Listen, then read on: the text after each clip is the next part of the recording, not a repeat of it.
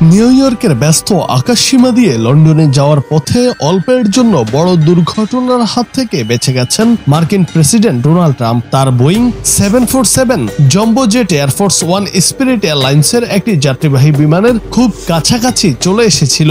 একটু অসতর্কতায় ঘটে যেতে পারত ভয়াবহ দুর্ঘটনা।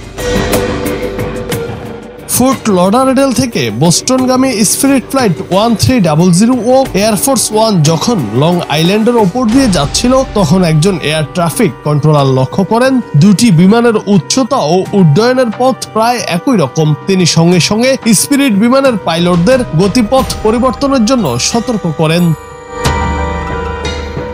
যদিও বিমান দুটি কয়েক মাইল দূরে ছিল এবং কোনো নিরাপত্তা সীমা অতিক্রম করেনি, তবু ঘটনাটি সামাজিক যোগাযোগ মাধ্যমে ব্যাপক নজর কেড়েছে। কারণ একদিকে ছিল প্রেসিডেন্টের বিখ্যাত বিমান, অন্যদিকে ছিল নিউ ইয়র্ক ভিত্তিক কন্ট্রোলারের ক্রমাগত ক্ষুদ্র রেডিও নির্দেশ।